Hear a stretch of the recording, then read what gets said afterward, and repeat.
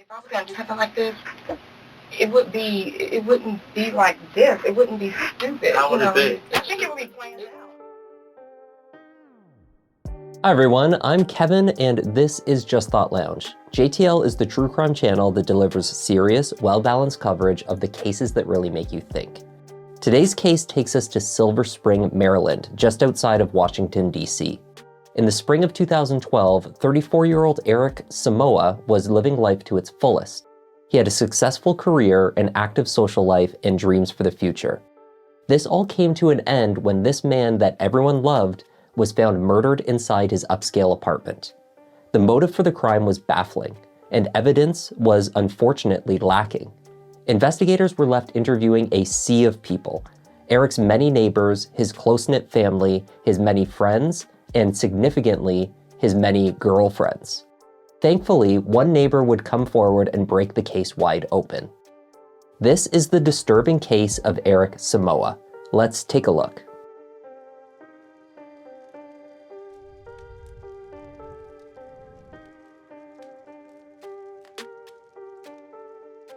Silver Spring in Montgomery County, Maryland is near to Washington, D.C. It is considered the cultural and arts hub of the state. It is a majority white-collar town with lovely parks, expensive real estate, and a vibrant night scene. It was an area that suited Eric Somuah very well. Eric lived alone at the Viridian Apartments, a building described as a luxury apartment complex.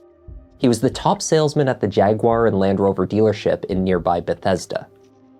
In addition, Eric was seeking to establish his own private at-home healthcare service. Family friends described Eric as not only charming, but ambitious, hardworking, smart, and exceptionally friendly. Everyone who knew Eric really loved Eric. The 5th of June 2012 was a Tuesday. At the Jaguar dealership, Eric's supervisor had come in that morning to find that for the second day in a row, Eric had not turned up for work. Dismissing his absence on Monday as an unscheduled day off, he was now a bit concerned. Eric had not returned any calls or messages, and that was extremely odd. The dealership contacted his brother Michael, who also began trying to reach Eric. Eric was known to be attached to his cell phone. He kept it with him, he checked it regularly, and he liked to stay in contact. That Tuesday morning, knowing that something was not right, Eric's two older sisters, Susie and Cynthia, drove out to Viridian Apartments to check on their brother. When they gained entry to his unit, Susie and Cynthia found Eric. He was tucked away in his bed, a sheet pulled over his whole body nearly to his forehead. At first, it looked as though Eric was simply fast asleep. But this was, unfortunately, not the case. The cause of death was a single gunshot wound into the top of the head. His position in the bed led to immediate reactions that he could have died by suicide, an assumption suggested by law enforcement to his sisters that morning. There were a few reasons why suicide was unlikely, the most obvious of which was that there was no gun found on or near the bed, or anywhere in the apartment. The placement of the shot also rendered this extremely unlikely. This was clearly a murder. Eric, the frequent cell phone user, had made his last recorded call on his phone that night at 1:38 a.m. He was alive until that late hour. When the police made a thorough search of the apartment, however, no cell phone could be found. A shell casing was left, visible on the bed. Eric had been shot with a .380 handgun, which, just like his cell phone, had been taken from the apartment. The state of the apartment itself essentially eliminated the likelihood that there had been a burglary. Likewise, there were no indications of a struggle of any kind. When the police responded to the apartment, everything was secured. The apartment door had not been kicked in or damaged in any way. There was no sign of violence anywhere aside from the scene in the bedroom. There were valuables out in the open, including money, credit cards, and a laptop. There were also credit cards and some jeans in the closet. All signs pointed to the murderer not being an intruder, but rather someone with access to the apartment. The motive was something other than larceny, but what could it possibly be? It was inconceivable to Eric's siblings that anyone would wish to harm the 34-year-old, their baby brother. The son of immigrants from Ghana, Eric had set his sights on a kind of American dream. Career success, a nice home, great friends, and a bright future. By many accounts, he was living this dream. Eric also had an active social life. His sisters may not have been privy to all the details, but Michael was. He was not just his older brother, but also Eric's best friend. Michael knew that Eric was a ladies' man. He was a regular at a local bar where employees reported that Eric was known to leave with a different woman more nights than not. The lead detective on Eric's case, Dmitry Ruvin, first suspected that Eric's romantic entanglements would lead him to the killer. The scene suggested that the murder was committed by someone who knew him. It appeared calculated and personal. The Somuah family directed Detective Ruvin to a woman who had been romantically involved with Eric for some time. Her name was Denise Harrington. About 20 years Eric's senior, Denise was independent and successful. The two had reportedly met when she visited the Jaguar dealership looking for a new car. They hit it off immediately. But Denise was not well liked by the family, perhaps due to her age and lack of interest in building her own family, but she was the most consistent and committed romantic relationship that they knew of in Eric's life. Over a year after they met, their relationship was on the rocks. Denise told police that they were heading towards a breakup and that she had already told Eric that that is what she wanted. She had viewed at least one text message between her boyfriend and a woman named Ashley, which had prompted a fight and her decision to split. But she knew that Ashley was only one of many other women that Eric had been spending time with. There was someone named Tiffany as well, and there were the women he met out at the bar. Eric's active dating life meant that there was a long list of witnesses or even potential suspects to sort through. The working theory was that the murder was motivated by jealousy and committed by someone close to Eric. It was not surprising that investigators first looked at Denise, the deceived older flame. She had a key to Eric's apartment, and the two were in the midst of a breakup. But what appeared to be a promising lead dissolved when her alibi checked out. Detective Rubin interviewed Denise 3 times, and each time she cooperated fully. She also offered full access to her cell phone. These records placed Denise at home at the time of the murder. There was nothing linking her to the crime. So if not the obvious suspect, the scorned lover, who in Eric's life could have been motivated to kill him? A potential break came from a neighbor of Eric's from the Viridian complex. Katrina Ben had moved into the building only a few months earlier. She was a traveling nurse originally from Mississippi who relocated frequently for work. She was exactly the type of professional that might benefit from Eric's concept for his private healthcare business. As detectives canvassed the building, they learned that Katrina and Eric had in fact bonded over more than business. The two had become an item over the preceding few weeks, spending more and more time together. Investigators had the unfortunate task of breaking the news to Katrina that Eric had been murdered. I just want to start again by saying just thank you. You don't have to be here. Thank you for doing this. So let's... I want to know too. Yes. And how'd you meet Eric? I met Eric outside, like 2 weeks after I had been there, and he asked me if I was a nurse, because he was starting some kind of agency, nursing agency, kind of like what I work for. The two had connected through a love of basketball. They had gotten together to watch games every Monday night. And as the weeks went by, the nights that they spent together increased. In the days leading to Eric's death, they had spent a significant amount of time together. First on the Thursday night, then again on Sunday, and again on Monday, though notably not on either Friday or Saturday. It was logical for Katrina to be confused by Eric's lack of communication after she left his apartment in the early morning hours on Tuesday, the day he died. Are you making calls on Tuesday? Am I the last person? Can you tell me that? I mean, I don't know if he stopped calling me or if he wasn't answering because he was dead. Because I've been depressed and suffering and mad and crying because I'm thinking he's not talking to me. We've been like this.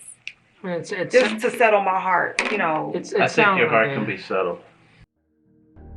It was possible that Katrina was the last person to see Eric alive, but there were questions surrounding who else may have been present that night and what exactly went down. Katrina explained that Eric had suggested they take a drive to meet with a man he knew, ostensibly a drug dealer named William Woodfork.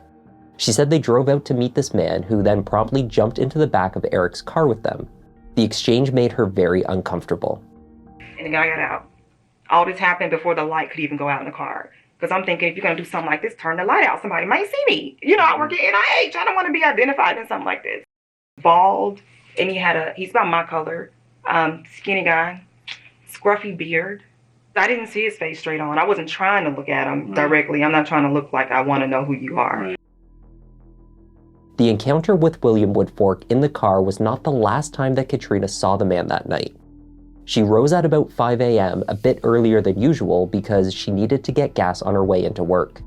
When she left, William was in the living room of Eric's apartment, seated on the couch. Eric remained fast asleep in the bedroom. She offered no explanation as to why William had turned up at Eric's home in the middle of the night, though she stated that she had awoken at one point to see them through the door that sat slightly ajar, speaking in muffled tones in the living room. It didn't make sense to me because I was thinking, why is he here? It was just a little uncomfortable. It just seemed a little weird. William Woodfork denied to investigators that he knew a man named Eric Somuah. He also insisted that even if he did do business with Eric, that there is no way that he would know his home address. However, call logs from Eric's cell phone provider confirmed that he knew William. He had in fact called him on the night of his death, just as Katrina had reported. William was clearly lying to police. When a search warrant was obtained for his residence, detectives discovered a small safe, inside of which they found a handgun, a .380, the same kind used to kill Eric. William's .380 was promptly tested. Despite what was looking like a mounting case against the weird man, the results came back negative. It was not the gun used in the murder. Moreover, his alibi was solid. Detectives put him far away from the Viridian apartment complex in Silver Spring that night. There also appeared to be no discernible motive. Katrina Ben, it would seem, was the one who was lying, and purposefully misleading the investigation. Detectives pulled the surveillance footage from the Viridian lobby and other entrance and exits, and they found her timeline did not exactly line up either. Katrina was captured leaving the garage at approximately 6:34 a.m. Tuesday morning. She was then shown returning at 7:05 a.m. When she returned, she parked in front of the building, got out, and walked through the lobby, and then returned to her car 5 minutes later. She explained that she had forgotten her cell phone in Eric's apartment. This meant that she was at the scene of the murder close to 2 hours after she claimed that she had awoken and left. If she was not the killer, she must have encountered them within moments of being inside the apartment. 2 weeks after the murder, detectives had turned their attention squarely to the grieving girlfriend who spoke glowingly about Eric when she first learned of his tragic death. But was she truly expressing shock and distress at this horrific news? What happened? I got it. You asked me if I saw the police. Can y'all just please tell me what happened? Well, like I said, I think I told you that he was murdered. All of this is like me messaging him. That's fine. That's thinking fine. he's just ignoring me, so you can take it all. I knew I wasn't gonna see him again. I would have woke him up. We can't really tell you what's going on with the investigation, and the reason is because you're a witness. And we Oh can't, my God. well, I think we can tell it where it happened. He was killed in his apartment. This guy has so many goals and so many dreams. It's just crazy. It's like he was having the best time in his life. And now he's dead. Police seized her computer and tracked the usage of her Facebook account in the period after Eric's death and before speaking with the police. They found that she had visited Eric's Facebook page during this time, through which she would certainly have learned that he was dead. When approached by officers at her building 4 days later, however, and was asked to speak to them about Eric, she responded, "Eric who?" Only then did she add, "Why? What happened?" Katrina had relocated to Baltimore. Her apartment was searched thoroughly and no gun was found. She had never registered a handgun in her name, and she even denied having ever fired one. Detective Reuven was certain that he had narrowed in on the likely killer, but the only evidence he had was circumstantial.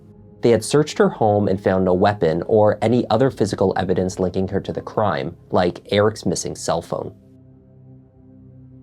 The case went cold. Katrina Ben moved back to her native Mississippi, and the investigation stalled out for nearly a year.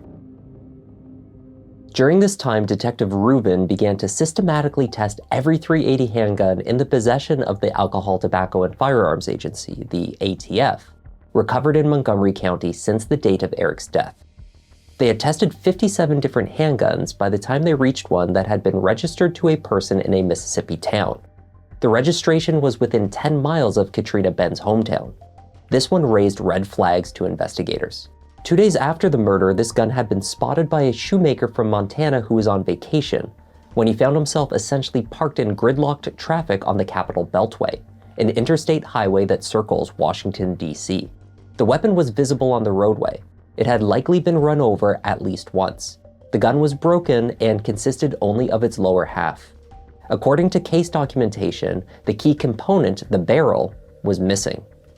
Regardless, it was fitted with the necessary replacement parts and test fired.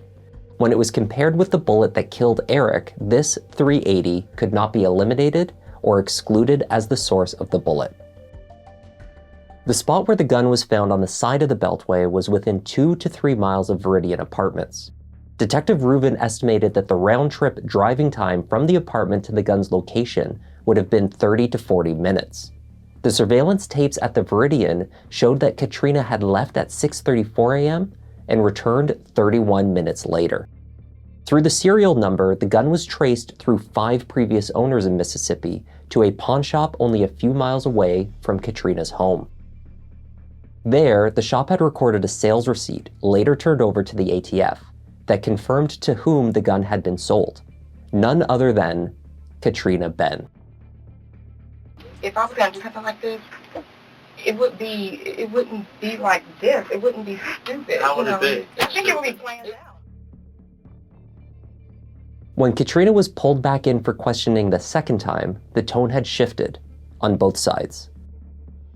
So you still saying you didn't kill her? No. Okay. She now claimed that she had owned a gun and that she had never lied to investigators on this point. Do you own a firearm? Yes. Okay, what kind of firearm do you own? For .380. Why didn't you tell us that last time? Because you never asked. I didn't kill anyone, so it's no need for me to say I have a gun. I mean, you never asked. You asked me, have you ever held a gun? Mm-hmm. Have you ever fired a gun? Katrina was unaware, however, that during the conversation in her Baltimore apartment, Detective Rubin had been secretly recording the exchange. Do you own a gun? No. Have you ever fired a gun? No. There was evidence from Katrina's own statements and text message exchanges that Eric's many open relationships with other women was a source of jealousy and anger. Eric was a great guy, but I wasn't even trying to be with Eric like that. And to be honest, when he would tell me he was in love with me, I never believed him. She acknowledged that she and Eric had talked about their future together. She also admitted that she became angry, vindictive, and possessive whenever he turned her down for a date or failed to show up after having agreed plans. When Eric did not show up on time to watch a basketball game with her on Thursday, May 31st, 5 days before his murder, Katrina said she was pissed. That night they exchanged angry texts, although they ultimately spent the night together. On Sunday, Katrina forbade him to go to a party because she had plans for them together. On the last night of his life, Eric did not return home in time for the two of them to watch a game together as they had scheduled. When he did return, he paid little attention to her. I mean, you're sitting here being faced with a murder charge of your boyfriend. And that's my boyfriend. That's something Okay. I told my sister. I was one of 3 girlfriends. He was not my boyfriend.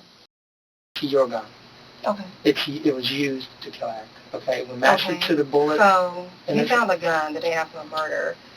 Why would he be murdered with my gun? It doesn't make sense. Like, you guys have told lies to different people that you've questioned about me. Like what? So if someone had my gun, then it was stolen. I mean, like, but when would they steal my gun? The only person that's been in my apartment is Do you Eric. see how bad that looks?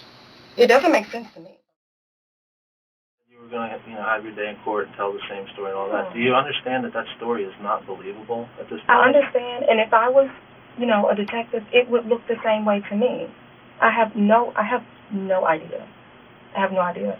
I would rather sit here and say, oh, you think I did it? Well, he, I don't know, stole from me or killed my father or something. Mm-hmm. Eric did nothing. He did nothing. I can't even make anything up. Eric did nothing. Detectives were not convinced. Katrina was arrested and charged with the murder. You have the right now and at any time to remain silent. Katrina entered a plea of not guilty and forced the case to trial. The evidence against her was still largely circumstantial. The match on the gun was consistent, but it was not conclusive. Katrina's defense argued that many handguns could have been a match. Furthermore, they argued that Katrina had long since lost track of the weapon, having had no use for it. So it was entirely possible that Eric himself had retrieved it from her home at some point and kept it in his apartment. Someone, the real murderer, then found it there and used it to kill him. Then there was the motive. Was it reasonable to believe that a woman whom Eric had been seeing for only a few short weeks could summon the jealousy and anger necessary to commit such a horrible crime? The prosecution said yes. They argued that Katrina, a woman who bragged to police that she had never been dumped, discovered that Eric was treating her as what they dubbed the Monday night girl. They argued that Katrina resented that Eric was out with other women on high-profile nights like Fridays and Saturdays. She felt that the relationship was more significant to the victim than she believed it to be, and when she found out that she was not exclusively with him, she murdered him. She thought she got away with it. She thought she got rid of the gun, and again, but the Good Samaritan finds the gun, and we have great detective work by Detective Rubin, and the mystery is solved. In October 2012, Katrina Ben was convicted of first-degree murder as well as a lesser charge for the use of a firearm in the commission of a violent crime. She was sentenced to life in prison plus 20 years, ensuring that she will never be released. Montgomery County Circuit Court Judge David Boynton said from the bench, "It was so cold, so calculated, so devious from an intelligent and bright woman. There's nothing that our system could ever do to rehabilitate her. She's that sociopathic and detached from human life." The grudging girlfriend then stood up and told Somuah's family, "I am deeply moved by each of your impact statements, and I'm very sorry for your loss. Can't bring my brother back, but this will be a closure for our family, that she will be spending the rest of her time in prison without parole plus another 20. That was the disturbing case of Eric Somuah and the case against Katrina Ben. Thanks for watching. I'm Kevin. This is Just Thought Lounge, and I'll see you in the next one.